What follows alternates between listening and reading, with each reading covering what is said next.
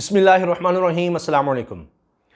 हुकूमत ने आते ही जो काम किया वो ये था कि अपने आप को रिलीफ देना, अपने केसेस को ख़त्म करना, अपने आप को बचाना, और दूसरी तरफ आवाम के लिए जो फ़ैसले हुए वो पाकिस्तान की तारीख़ में नहीं देखे गए।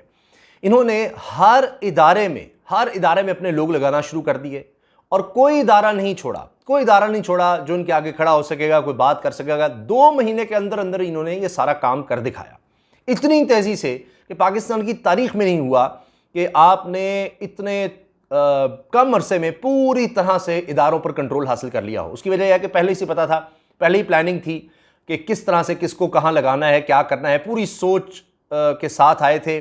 जिस तरह से पहले ही कहा जा रहा था कि हमने जनाब इस्लाहात करनी है। इस्लाहात जहन में रखिएगा, उससे मुराद ये है कि हमने ऐसे कवानीन बनाने हैं कि जिससे हम बच सकें, चाहे वो नैब के हवाले से हों, चाहे दीगर हों। उस पर बहुत तेज़ी दिखाई गई, ECL पे भी आप देख लें। लेकिन एक जगह पर यह हुकूमत बुरी तरह से फंस गई है, बहुत बुरी तरह से, और सिर्फ 11 दिन इनके पास रहे। 11 दिन बाद इनके हवाले से बड़ा हुक्म आ सकता है। बड़ी मुश्किल में है ये। अब मैं आपके सामने रख रहा हूं कि हुआ क्या है। सुप्रीम कोर्ट ने क्या किया है कि अब सुप्रीम कोर्ट का दबाव FIA पर भी आ गया है लगता है, और FIA ने अब एक ज़िमनी चलान, जिसमें पहले पता ही नहीं चल रहा था FIA को कि जी सलमान शहबाज साहब या दीगर लोग हैं, उनके कहीं किसी के वालिद का नाम छोड़ दिया ताकि वो तारीख ली जाए कि जी ये देखें पता नहीं चल रहा। फिर एड्रेस, और जज साहब भी गुस्से हुए कि जी पहले एड्रेस पता था 1 साल पहले कि सलमान शहबाज कहाँ रहता है, अब नहीं पता लग रहा। अब जनाब एड्रेस वगैरह ये किया वो किया। अच्छा, वो शख्स जनाब जाकर तुर्की में जाकर तुर्की के सदर के सामने टेबल पर बैठा हुआ है शहबाज शरीफ के साथ, यानी शहबाज शरीफ का बेटा है, मफरूर शख्स, लेकिन उसका एड्रेस नहीं पता लग रहा पाकिस्तान में। आप देखिए पाकिस्तान के इदारों को ये सूरत हाल थी, तो वहां पर भी मामला नजर आ रहे हैं। अब सुप्रीम कोर्ट में क्या हुआ है वो सुनिए। 1 हफ्ते की एक तरफ मोहलत दी गई है कुछ कवानीन तब्दीली की, लेकिन दूसरी तरफ चूंकि अब 14 जून को अगली हेयरिंग है, तो उस लिहाज से 11 दिन है हुकूमत के पास।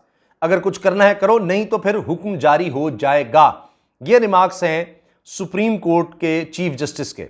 अच्छा, सुप्रीम कोर्ट ने विफाकी हुकूमत को एग्जिट कंट्रोल लिस्ट के कवानीन में हालिया तब्दीलियों को 1 हफ्ते के अंदर कानून के दायरे में लाने की हिदायत करते हुए खबरदार किया है कि हिदायत पर अमल ना किए जाने की सूरत में हुक्म जारी किया जाएगा।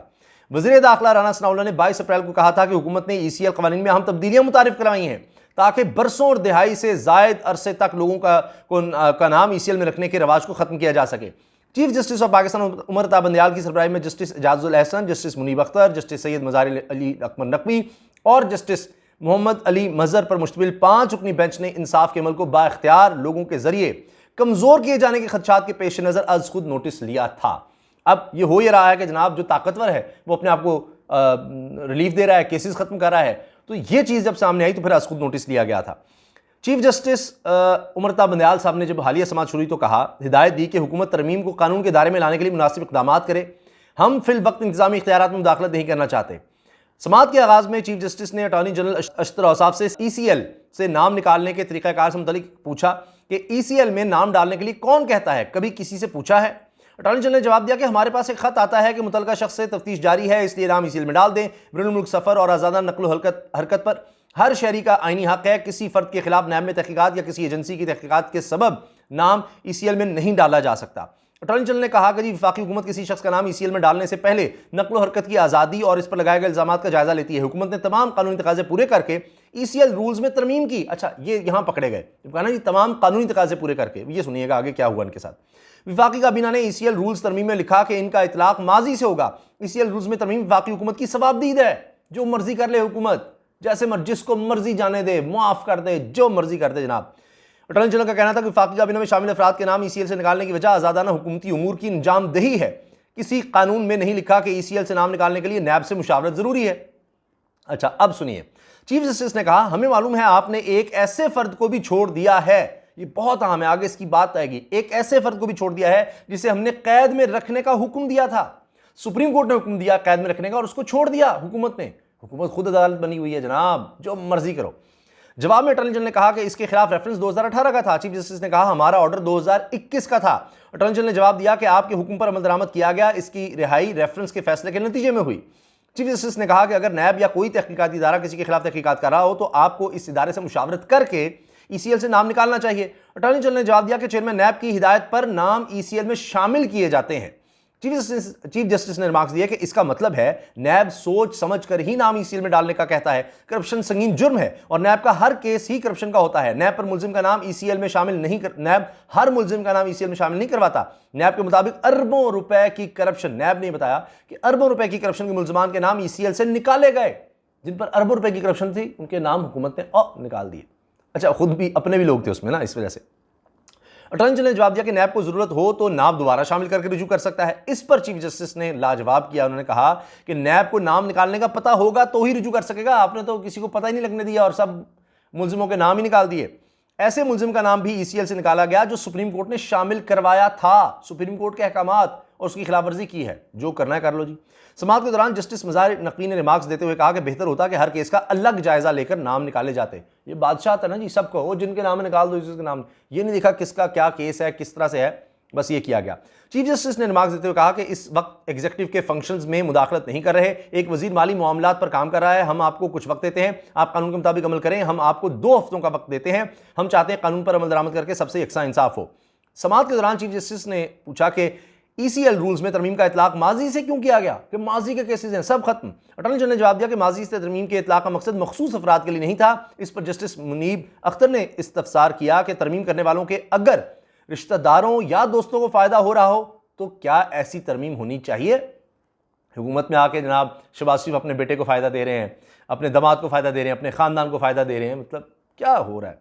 जस्टिस मज़ाहिर नकवी ने रिमार्क्स दिए कि आपने लिखा है कि मुल्क से बाहर जाना एक बुनियादी हक है। अटॉर्नी जनरल ने जवाब दिया कि हमने कहा है कि आज़ादाना नकलो हरकत एक शहरी का बुनियादी हक है। वरना वो कह रहे थे जी मुल्क से जाना जो मर्जी जाए, बुनियादी हक है, इसको नहीं छीन सकते। मुजरिम है, मुलजिम है, जो मर्जी जाए है, कोई ना रोके। चीफ जस्टिस ने रिमार्क्स दिया कि FIA की रिपोर्ट के मुताबिक तब्दीलियां की गई हैं। FIA की रिपोर्ट है कि तब्दीलियां की गई हैं। जस्टिस मुनीब अख्तर ने इस्तफसार किया कि मुलजमान के नाम ईसीएल से निकालने के लिए क्या जल्दी थी, इतनी जल्दी क्या थी, इतनी तेजी क्या थी। ईसीएल रूल्स में तरमीम का इतलाक गुज़श्ता तारीखों से होने का जिक्र नहीं। ईसीएल में शामिल वुज़रा नाम निकालने का फैसला कैसे कर सकते हैं, यानी जिनके नाम खुद ईसीएल में है, एग्जिट कंट्रोल लिस्ट में, जो मुल्क से बाहर नहीं जा सकते, मुलजिमान है, अरबों रुपए करप्शन है, वो खुद ही अपना नाम कैसे निकाल सकते हैं। चीफ जस्टिस ने रिमार्क्स दिया कि ख्वाजा साद रफीक का नाम अदालत ने शामिल कराया था। इस पर अटॉर्नी जनरल ने जवाब दिया कि साद रफीक काबीना इजलास में मौजूद नहीं थे। जस्टिस मुनीब अख्तर ने रिमार्क्स दिया कि रिकॉर्ड के मुताबिक साद रफीक ने ईसीएल रूल्स की मंजूरी दी है। क्या वुज़रा को, यानी वहां भी गलत कि जी वो तो थे नहीं, लेकिन रिकॉर्ड के मुताबिक साद रफीक साहब जिनका नाम सुप्रीम कोर्ट ने कहा है वो मंजूरी दे रहे हैं कि जी नाम ये निकाल दो, मेरा भी नाम निकाल दो।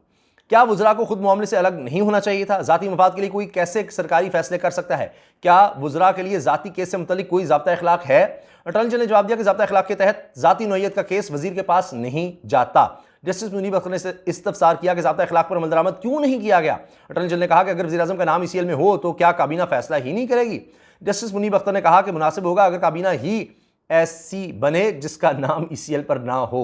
ये मुलजिमान पर मबनी तो ना सारी काबीना बनी है। हुकूमत मुलजिमान चला रहे हैं, कौम के मुजरिम जनाब हुकूमत चला रहे हैं, अरबों रुपए के करप्शन के इल्ज़ाम वाले हुकूमत चला रहे हैं, वो बैठे हुए बड़े बड़े उहदों पर, यानी जिस पर जितना बड़ा इल्ज़ाम है, जितनी बड़ी करप्शन का इल्ज़ाम है, वो उतने बड़े उहदे पर बैठा हो, यानी कमाल है। और फिर वो क्या किसी चोर को, डाकू को रोकेंगे जो खुद इस तरह से बैठे होंगे। चीफ जस्टिस ने कहा कि किसी को सजा देने के लिए कार्रवाई नहीं कर रहे। अच्छा, जस्टिस उमता बंदयाल ने कहा कि हुकूमत को 1 हफ्ते की मोहलत देते हैं वरना हुक्म जारी करेंगे। मुमकिन है अदालती हुक्म मुश्किलात पैदा कर दे, 1 हफ्ते में मुनासिब इक़दाम कर लें वरना मुश्किलात हो सकती हैं। एक चीज़ मैं ज़रूर आपको बताना चाहता हूँ क्योंकि वीडियो तवील हो रही है तो मैं जल्दी बात ख़त्म करना चाहूँगा कि ये आपको रिपोर्ट कहीं नहीं मिलेगी। मेन स्ट्रीम मीडिया पर ब्लैकआउट है। सुप्रीम कोर्ट में क्या हो रहा है, हुकूमत के खिलाफ क्या कोई कुछ कर रहा है, नहीं, सब कुछ कंट्रोल में हुकूमत के, क्योंकि इतना ऐड, इतना पैसा लगा दिया है। जब हुकूमत जाएगी तो आप देखेंगे कि पाकिस्तान की तारीख में इतना पैसा नहीं लुटाया गया होगा मीडिया पर जितना इस हुकूमत के होते हो रहा है। आपको ये चीज़ें मिलेंगी नहीं, आपको लगेगा हुकूमत कमाल जा रही है। इस पर हम कभी बात करेंगे कि मीडिया किस तरह मैनिपुलेट कर रहा है। कीमतें बढ़ रही हैं पेट्रोल की, लेकिन उस तरह कवरेज नहीं मिलेगी। यानी यहाँ 60 रुपये बढ़ा ना, 6 रुपये भी ज़्यादा, 1 रुपया 2 रुपया जब इमरान खान के दौर में बढ़ता था तब की ट्रांसमिशन आप निकाल कर देखें और अब 60 रुपये बढ़ चुका है और अब की देख लें, आपको फ़र्क पता लग जाएगा। अच्छा जनाब, जस्टिस उमता बंदयाल साहब ने कहा कि एग्जीक्यूटिव इख्तियारात में फिलहाल मुदाखलत नहीं करना चाहते, नाम नहीं लेते, लेकिन एक वजीर अहम मुआशी उमूर सरंजाम दे रहा है। जस्टिस मुनीब अख्तर ने इस्तफसार किया कि ईसीएल तरामीम का गुज़श्ता तारीखों से निफाज का फैसला किसने किया। अटॉर्नी जनरल ने कहा कि नाम निकालने गुज़श्ता तारीखों से निफाज का फैसला सब कमेटी की सिफारिशात पर हुआ। जस्टिस मुज़ाहिर अली अकबर ने कहा कि हुकूमत कहती है बैनुल मुल्क जाना बुनियादी हक है। अगर बैनुल मुल्क जाना बुनियादी हक है तो फिर ईसीएल का जवाब क्या रहेगा। बुनियादी हक है तो सबको होना चाहिए, ईसीएल ख़त्म करें। बुनियादी हक है, वो छीन ही नहीं कोई सकता। जवाब में अटॉर्नी जनरल ने कहा कि मेरी राय में तो ECL होनी ही नहीं चाहिए। चीफ जस्टिस ने कहा कि केस में जाती राय पर नहीं जाएंगे, इख्तियारात इस्तेमाल करते हुए ईमानदारी, मुनसिफाना और शफाफियत को मद्देनजर रखा जाएगा। अदालत की जानिब से तलब किए गए DG FIA ताहिर राय ने समाअत के दौरान बताया कि पीपल्स पार्टी के शर्जील मेमन समेत 8 अफराद बैनुल मुल्क गए और बाद में वापस ही नहीं आए। नाम निकाला गया ECL से, 8 अफराद बाहर गए, शर्जील इनाम मेमन साहब समेत, और फिर वापस ही नहीं आए। है ना कमाल। चीफ जस्टिस ने रिमार्क्स दिए कि FIA फहरिस्त में तारीखें दुरुस्त अंदाज में नहीं लिखी गई। ट्रायल के दौरान प्रोसिक्यूटर कहेगा रिकॉर्ड नहीं मिल रहा तो तकलीफ होती है। नैब के केसेस में ऐसा होता रहा कि रिकॉर्ड ना मिला हो, केस में मवाद ना हो तो अलग बात है। अदालत को तशवीश आज़ादाना तफ्तीश और ट्रायल के हवाले से है। ऐसा ना हो कि मवाद मौजूद हो और गवाहान को खामोश करवा दिया जाए। नैब के जिन मुकदमात में शाहिद नहीं है इन्हें वापस लें।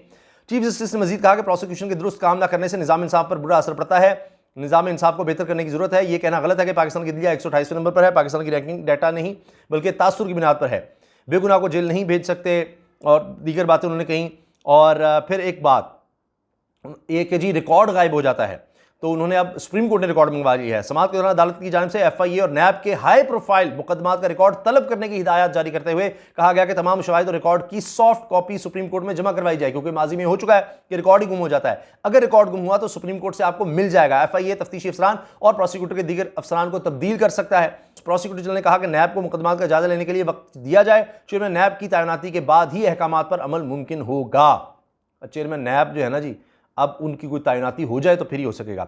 चीफ जस्टिस ने तंबीह की कि नैब पर अगर कोई दबाव डाले तो अदालत को आगाह करें। अगर कोई नैब पर दबाव डाले तो अदालत को बताया जाए।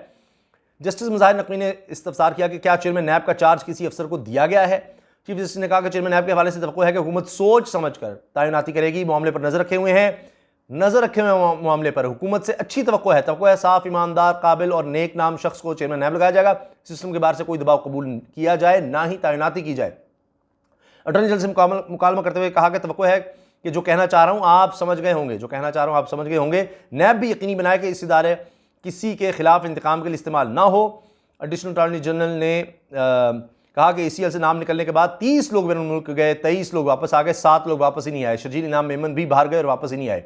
चीफ जस्टिस ने कहा कि अदालत के लिए शर्मिंदगी होती है जब प्रोसिक्यूटर कहता है रिकॉर्ड ही नहीं मिल रहा। जनाब, नैब के मुकदमात में ऐसा माजी में हो चुका है, रिकॉर्ड गायब हो जाते हैं, मिलते ही नहीं। जिन मुकदमात में शाहिद नहीं वो अदालतों में नहीं जाने चाहिए। इन्होंने कहा कि हमारी तशवीश है कि ज़ादाना तहकीकात हों और शफाफ ट्रायल हो। ये नहीं होना चाहिए कि रिकॉर्ड गुम हो जाए या गवाहों को खामोश करा दिया जाए। बाद में केस की समाअत 14 जून तक मुलतवी कर दी गई। 14 जून तक तो ये मोहलत है हुकूमत के पास। ये सारी तफसील आपको बताने का मकसद ये था कि आपको मेन स्ट्रीम मीडिया पर इसका तो ज़्यादा हवाला नहीं मिलेगा। इसको गायब कर दिया गया है इस खबर को ही, ताकि पता ही नहीं चले किस तरह से हुकूमत यहां पर आई है और हुकूमत असल में कर क्या रही है, पता ही ना लगे कि मकसद क्या था। अवाम के लिए आप देखिए बम पर बम और अपने लिए जनाब कमाल तरह से रिलीफ पे रिलीफ खुद किया जा रहा है। और फिर ये इदारों में जब बात आती है तो उसको दबाया जा रहा है कि पता ना लगे कि यहाँ वारदातें क्या हो रही हैं। आपकी इस बारे में क्या राय है, ज़रूर आगाह कीजिएगा। अल्लाह हाफ़िज़।